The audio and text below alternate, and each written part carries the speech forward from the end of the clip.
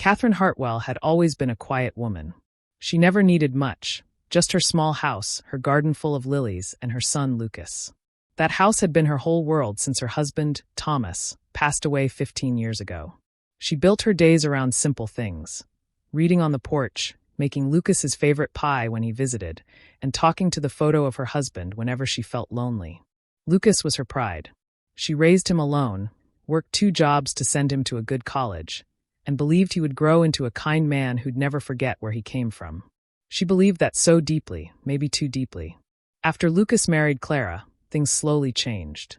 Clara was beautiful and charming, but she had a way of making Catherine feel old. Outdated. When Catherine visited their new house, Clara always smiled too wide and said, "Oh, you came. What a surprise." The warmth felt forced. Lucas laughed less around her, listened less too. Then, one winter morning, Lucas came to see her. He looked serious, carrying a folder in his hand. "Mom," he said, sitting across from her, "you've been alone a lot lately. You need help, real help. There's this really good retirement place just outside the city. You'll love it. They take care of everything, meals, doctors, everything." Catherine frowned, confused. "But I'm fine here, sweetheart. This is my home." Lucas sighed and held her hand. "Mom, please. It's just temporary. Until I finish some work projects. You'll be more comfortable there." She didn't want to leave. But he was her son. She trusted him more than anyone. And he sounded so sure, so caring. So she agreed. That weekend, he helped her pack. He took her to a place called Sunny Pines Care Home. It looked clean and quiet, with friendly staff and tidy rooms. Catherine tried to smile. Maybe this isn't so bad, she told herself. For the first few days, Lucas visited often. He brought flowers, took her to lunch, and promised he'd come back soon. But after a few weeks, his visits stopped. His calls became shorter. "Work's crazy, Mom. I'll visit soon," he'd say. Then one day, when she called home, the number didn't work. She asked the nurse to help her look online, and what she found made her heart stop. Her house was listed for sale. Sold. She called Lucas in a panic. He answered after a long pause. "Lucas, what's going on?" "The house, my house. It's gone." He was silent for a moment. Then he said, in a calm voice that didn't sound like her son at all, "Mom, you don't need that house anymore. You're being taken care of. It was just sitting there empty. I sold it. You'll be fine." Her hands trembled. "You sold it?" "Without even asking me." "Mom," he sighed, "don't start. I know what I'm doing. You're safe. You should be grateful. I'm taking care of everything. Grateful." That word echoed in her head all night. The next morning, Catherine sat in her small room at the home, staring out the window. The world outside looked calm, people walking, cars passing, but inside her, everything had fallen apart. That house wasn't just a building. It was her life, her memories. Every corner had Thomas's laughter. Every window had Lucas's childhood. And now both were gone. Weeks passed. Lucas stopped calling altogether. The nurses said he must be busy. Catherine smiled politely but said nothing. Every evening, she sat in the garden behind the nursing home, whispering to herself, "He's just busy. He'll come back. He loves me." But deep down, she knew the truth. Lucas wasn't coming back. One evening, she saw a young volunteer playing guitar in the common room.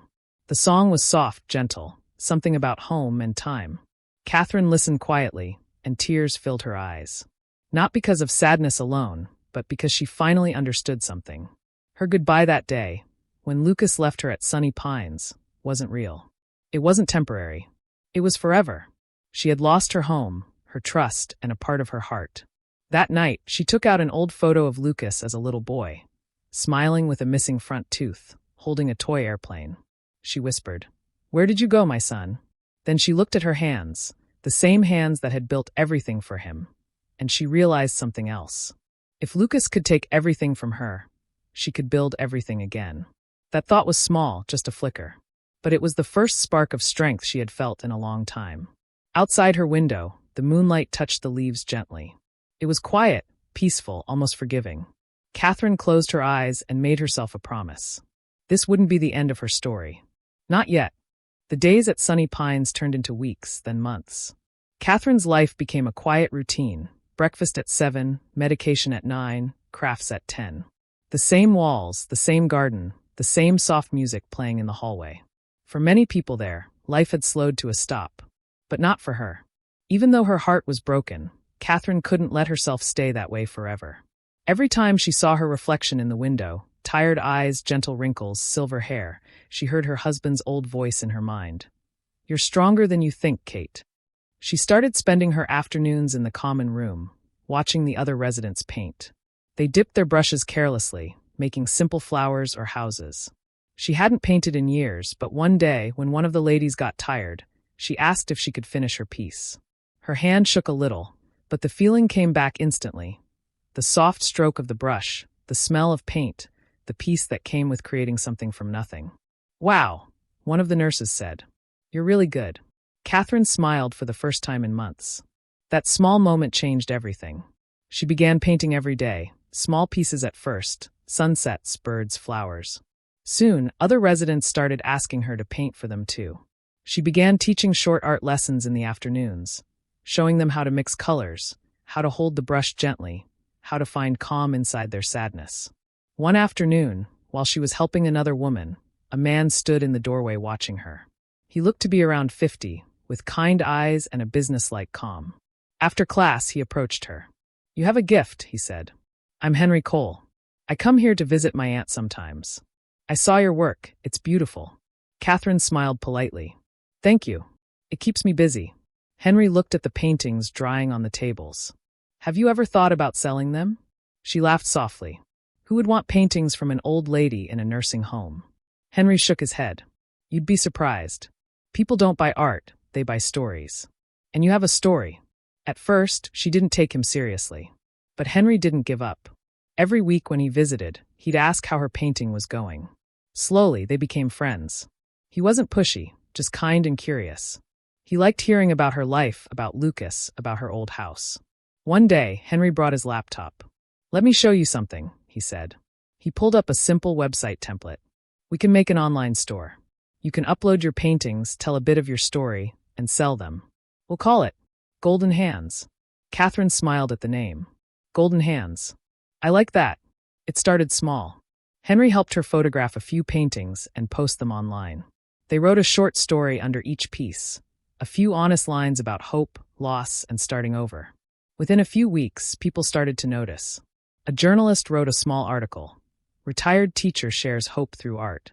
Comments flooded in, strangers saying her work reminded them of their mothers, their grandparents, their own lives. Catherine couldn't believe it. For the first time in years, her days weren't filled with waiting. They were filled with purpose. She began hiring other residents to help her. Mrs. Jenkins did packaging. Mr. Miller, who used to be a carpenter, built small wooden frames. Together, they made a little team. It gave everyone in that home something to look forward to. A few months later, Golden Hands was selling hundreds of pieces a month. People weren't just buying paintings, they were buying stories of resilience, painted by seniors who had once been forgotten. Henry became her business advisor. He took care of the technical side, but every decision still went through her. "It's your dream," he'd say. "I'm just helping it grow." Meanwhile, somewhere across the city, Lucas and Clara's lives were not going as planned. Their company, Hartwell Designs, was losing clients fast. Competition was tough, and Lucas's arrogance was making it worse. He refused to listen to advice, spending more time showing off than working hard. Clara complained constantly. "We can't keep living like this, Lucas. We need new investors." Catherine didn't know any of this yet. Her world was small but peaceful. She had her art, her friends, and Henry's steady support. But one day, while checking her online orders, Henry mentioned something interesting. "Did you know one of your biggest buyers is a company called Hartwell Designs?" Catherine froze. The name hit her like a sudden wind. "Did you say Hartwell?" she whispered. Henry nodded. "Yeah, they've ordered over 50 pieces from you this month. They use them for design inspirations." "Why? Do you know them?" Catherine stared at the screen. Her heart pounded, but she said softly, "Yes. I know them." She didn't say more, but that night she couldn't sleep. The same company that belonged to her son was unknowingly buying from her, the mother he had abandoned. Life had a strange way of turning circles. And though she didn't know it yet, this was only the beginning. Because soon, the same hands her son once called old and useless would become the hands that owned everything he thought was his. But for now, Catherine just smiled quietly to herself. The woman who refused to break was finally rising again. Catherine didn't tell anyone about the name Hartwell Designs that night. She just sat by her window, watching the streetlights fade into the distance. The sound of soft rain hit the glass, and she thought about her son. It had been almost 2 years since he left her at Sunny Pines. 2 long, silent years. She had learned to stop expecting calls, stop checking the calendar for visits. She had stopped hoping, but not stopped remembering. Now, she knew something her son didn't. His company had been buying designs from Golden Hands, her company. The one she built from nothing. Fate has a funny sense of humor, she whispered to herself. The next morning, she told Henry what she wanted to do. I want to know everything about Hartwell Designs, she said. Henry looked at her, surprised. Are you sure, Catherine? You don't have to. I do, she interrupted softly. It's time I stopped running from what broke me. Henry nodded and started researching. Within a week, he had a full report. Hartwell Designs wasn't doing well. Their clients were leaving, their debts were growing, and the company was looking for a new investor. When Henry handed her the papers, Catherine felt her heart twist. She remembered the night Lucas told her she didn't need her house anymore. The way his voice sounded cold, almost proud. Now he needed help, and he didn't even know help was standing right behind him. Henry placed a hand on her shoulder. You have enough money to buy controlling shares. You could become the majority owner if you wanted. Catherine stayed quiet for a long time. Her heart was racing, but her mind was calm. I don't want revenge, she said finally. I just want him to understand what he threw away. They went ahead quietly. Henry handled the legal work, making sure her name was hidden behind a private firm. The deal took weeks, but everything went smoothly. The final document arrived on a rainy Thursday morning. Catherine Hartwell was now the majority owner of Hartwell Designs. She sat there, holding the paper in her hands, and whispered, Thomas, I wish you could see this. Across the city, Lucas was pacing in his office, frustrated and tired. His company was falling apart. Clients were angry, bills were piling up, and his investors were threatening to pull out. Clara sat at her desk scrolling through her phone, barely listening. Clara, he snapped, this new investor group is taking over. We have to convince them to keep us on. She sighed. Just charm them, Lucas. You're good at that. He straightened his tie, trying to sound confident. I'll do whatever it takes. A week later, the company held a board meeting to welcome the new owner. Everyone was nervous. Lucas walked in with his usual smile, but his hands were sweating. He had no idea who the new investor was, only that they had bought most of the company's shares overnight. The meeting room was large, with glass walls and a long polished table. Executives sat waiting, whispering to each other. The air was heavy with tension. Finally, the door opened. The room fell silent. Catherine walked in, dressed in a simple dark blue suit, her silver hair tied neatly back. She looked calm, graceful, like someone who had already lived through every kind of storm. Lucas froze. His face turned pale. Mom, he whispered, his voice cracking. Catherine smiled faintly. Good morning, Mr. Hartwell. Shall we begin? For a long moment, he couldn't speak. His colleagues stared at him, confused. He forced a laugh, pretending it was a joke, but his eyes told the truth. He was terrified. Catherine sat at the head of the table. As of this week, she said clearly, I am the new majority owner of Hartwell Designs. I look forward to working with all of you. The room was silent except for the sound of Lucas's pen falling to the floor. He finally found his voice. Mom, how did you? She looked at him with calm eyes. I didn't sell my house for this, Lucas. I built it. His throat tightened. He couldn't breathe. She continued, her tone soft but steady. Your company has been struggling. The only reason you've stayed afloat this long is because you've been buying designs from Golden Hands. That's my company. Gasps filled the room. Clara's mouth dropped open. Lucas stared at her in disbelief. You've been behind this all along, he said, his voice shaking. Yes, she said quietly. I didn't plan it. Life just brought it to me. Maybe it's called justice. Or maybe it's just balance. Lucas tried to speak, but his words stumbled. Why didn't you tell me? Catherine looked straight at him. Would you have listened? He looked down, ashamed. The meeting continued for another hour, but no one really heard what was being said. The air in the room had changed, heavy with truth. When it ended, Catherine stood and said gently, You'll stay with the company, Lucas. But from now on, you'll report directly to me. Lucas's pride cracked like glass. He wanted to scream, to argue, but instead he just nodded. Catherine walked to the door, paused, and looked back. Do you remember what you told me? She asked softly. That I didn't need my house anymore? That I was being taken care of. He said nothing. She smiled, not cruelly but sadly. You were right, Lucas. I didn't need that house. I needed strength. And I found it. Then she left the room. The door closed behind her, leaving Lucas standing there, speechless, hollow, and broken in a way he had never been before. For the first time, he understood what real loss felt like. But Catherine didn't feel anger anymore. She felt peace. Because for the first time in a long time, she had her life and her power back. For weeks after that meeting, Lucas couldn't sleep. Every night, he saw his mother's calm face across that boardroom table, her steady voice, her quiet power. He had never seen her like that before. She had always been gentle, soft, and forgiving. But that day, she had looked like someone who no longer needed forgiveness from anyone. At the office, people treated Catherine with deep respect. She didn't shout or threaten. She listened, asked questions, and made smart decisions. Within months, Hartwell Designs started to grow again. Not through flashy marketing, but through honesty and hard work. She used designs from golden hands and made sure every artist was paid fairly. Employees felt proud to work there again. Lucas watched all of it happen. He was no longer the boss. He was just another employee. For the first time in his life, he had to take orders, attend meetings, and hear no without arguing. It burned his pride, but deep down, he knew he deserved it. Clara hated it. You're working for your mother now? She scoffed one night. That's pathetic. Lucas didn't answer. He just looked at her, and for the first time, saw how empty her words were. She didn't love him. She loved what he could give her. Within a month, she packed her bags and left. When he told his mother, Catherine only nodded softly.